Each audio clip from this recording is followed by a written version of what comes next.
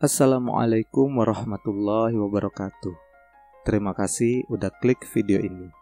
Teman-teman, kalian sekarang berada di channel Bang Do, channel yang akan bercerita ke kalian semua tentang kisah, kasus, dan kejadian nyata yang terjadi di dunia ini.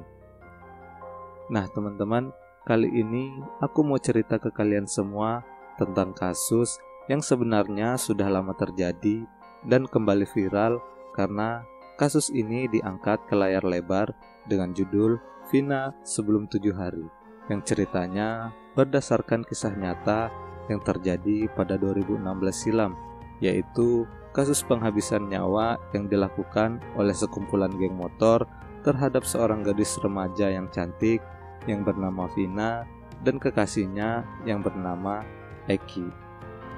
Bagaimana cerita selengkapnya tentang kasus ini? Sebelum kita lanjut ke ceritanya, jangan lupa tekan tombol like dan subscribe-nya teman-teman, serta aktifkan juga lonceng notifikasinya agar kalian tidak ketinggalan cerita, kasus, dan kisah nyata yang terjadi di dunia ini yang nanti bakalan aku ceritain ke kalian semua. Ya udah, nggak usah lama-lama lagi, jadi begini ceritanya. Oh iya, teman-teman, kali ini aku akan menceritakan dua kronologi dan dua motif yang berbeda.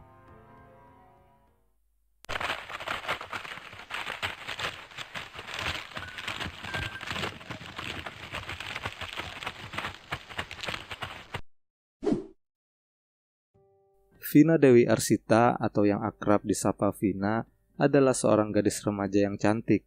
Ia lahir pada tanggal 16 Januari tahun 2000. Di saat kejadian, Vina masih berumur 16 tahun dan ia masih duduk di bangku SMA. Vina memiliki seorang kekasih yang bernama Muhammad Rizky Rudiana atau yang akrab disapa Eki.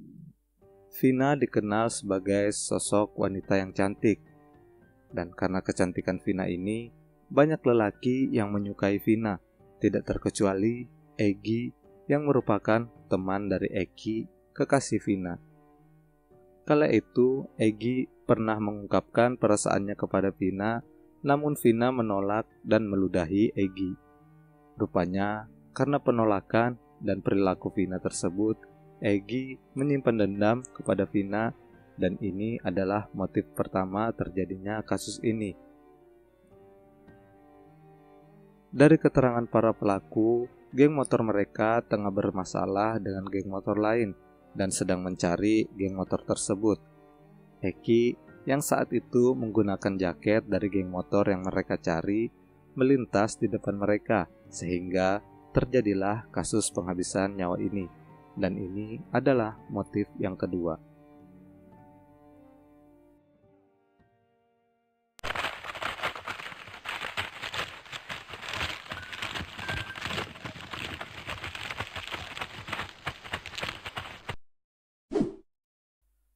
Kronologi yang pertama ini disampaikan oleh Linda yang merupakan teman Vina yang mengalami kerasukan arwah Vina beberapa hari setelah Vina menghembuskan nafas terakhirnya. Arwah Vina itu menceritakan bahwa hari itu hari Sabtu malam Minggu, tepatnya pada tanggal 27 Agustus 2016, Vina dan kekasihnya Eki sedang berjalan-jalan ke Taman Sumber yang ada di Cirebon. Saat itu, Eki yang berboncengan dengan Vina melintas di depan Egi dan teman-temannya yang lagi nongkrong. Egi yang kala itu melihat Vina berboncengan dengan Eki, merasa ini adalah waktu yang pas untuk membalaskan dendamnya. Egi yang masih menyimpan dendam kepada Vina karena cintanya pernah ditolak dan diludahi oleh Vina, kemudian mengajak teman-temannya untuk mengejar dan menganiaya Vina dan Eki. Lalu, mereka mengejar sepasang kekasih itu dengan menggunakan sepeda motor sambil membawa kayu. Kemudian, mereka langsung mengayunkan kayu tersebut ke arah Eki, hingga keduanya terjatuh dari motor. Saat terjatuh, Vina sempat pingsan, dan para pelaku langsung menutup mata Vina dengan kain. Lalu, rombongan Egi membawa Vina dan Eki ke lahan kosong. Mereka menganiaya Eki dan juga memperkosa Vina di depan mata Eki. Setelah puas menganiaya dan melampiaskan hawa nafsunya, rombongan Egi yang tadinya hanya ingin menganiaya dan memperkosa saja, kemudian merasa takut kalau nanti keduanya akan melaporkan apa yang telah mereka perbuat, sehingga mereka semua bersepakat untuk menghabisi nyawa Vina dan Eki. Waktu itu, mereka memukul tangan Vina dengan menggunakan balok besar hingga tangan Vina patah, dan mereka melindas kaki Vina dengan menggunakan motor. Kepala Vina juga sempat dibenturkan ke salah satu motor milik mereka. Eki yang melihat Vina dianiaya tersebut sempat ingin menolong, namun kelompok Egi langsung menganiaya Eki hingga akhirnya Vina dan Eki menghembuskan nafas terakhirnya. Lalu mereka semua membawa jasad kedua korban tersebut ke jalan untuk kemudian mereka kondisikan seolah-olah keduanya telah mengalami kecelakaan lalu lintas.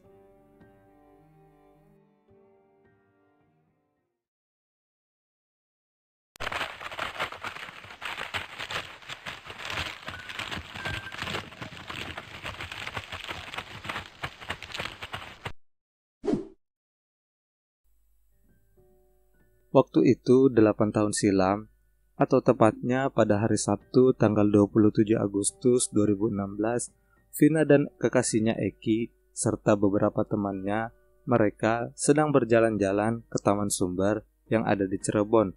Mereka semua mengendarai sepeda motor. Kala itu Vina berboncengan dengan Eki. Sementara itu di tempat lain, tepatnya di warung Bu Nining, di Jalan Perjuangan, Desa Saladara, Kecamatan Kesambi, Kota Cirebon, ada 11 pemuda yang tergabung dalam sebuah kelompok geng motor. Mereka tengah nongkrong sembari meminum minuman keras. Kala itu, salah satu di antara mereka yang bernama Andi bercerita sedang memiliki masalah dengan geng motor lain. Ia meminta tolong kepada teman-temannya untuk mencari geng motor tersebut.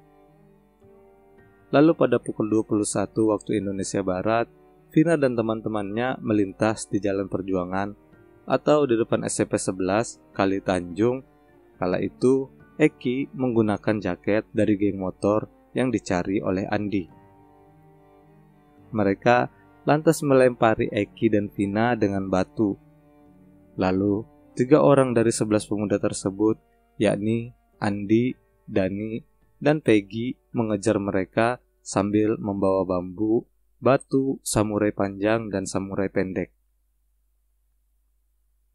Kala itu, Vina dan teman-temannya sempat melarikan diri dan kejar-kejaran dengan 3 orang tersebut. Namun sayangnya, para geng motor tersebut berhasil memepet Vina dan Eki. Lalu, mereka memukul Eki dan Vina dengan bambu hingga akhirnya keduanya terjatuh di jembatan layang. Sementara teman-teman Vina dan Eki berhasil melarikan diri.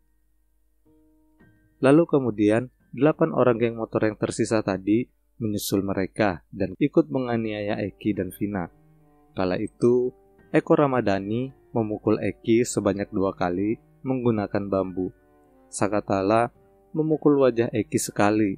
Andi memukul ke bagian wajah Eki dengan tangan kosong sebanyak 5 kali. Dani memukul rahang Eki, sedangkan Peggy alias Perong memukul Eki sebanyak 2 kali menggunakan tangan kosong.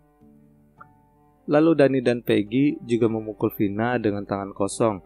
Setelah tak berdaya, Rivaldi dan Peggy membawa Eki ke lahan kosong di seberang SMP 11, lalu kemudian mereka kembali mengeroyok Eki, dan saat itu Dani dengan menggunakan samurai pendek menusuk ke bagian perut kiri Eki hingga akhirnya Eki menghembuskan napas terakhirnya. Setelah mengeksekusi Eki, mereka pun tidak melupakan Vina.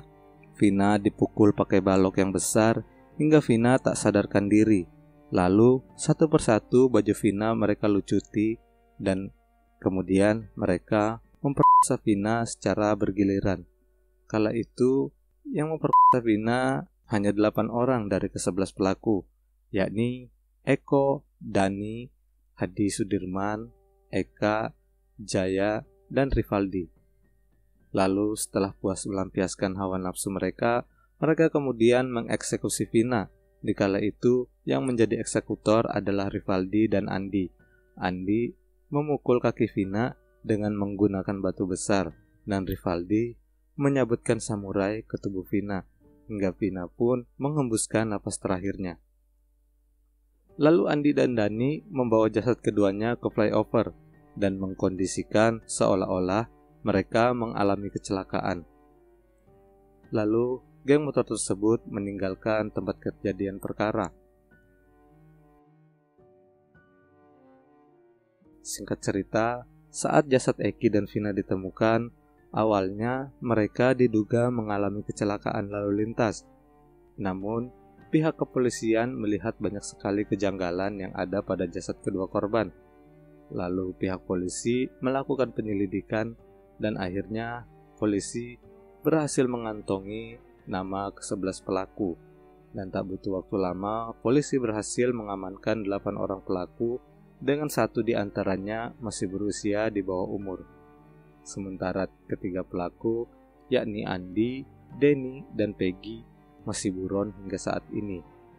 7 pelaku yang berhasil diamankan dijerat dengan pasal 340 KUHP mengenai pembunuhan berencana dan pasal 81 Undang-Undang Nomor 35 Tahun 2014 tentang perlindungan anak dengan hukuman seumur hidup.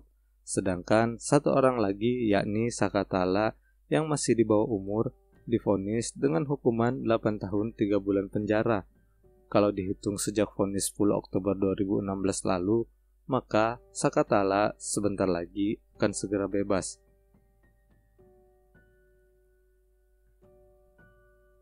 Itu dia kisah yang menimpa Vina dan Eki pada 8 tahun lalu.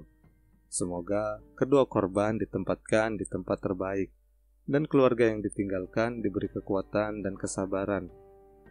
Dan semoga para pelaku yang masih buron hingga kini segera tertangkap dan mendapatkan ganjaran yang setimpal.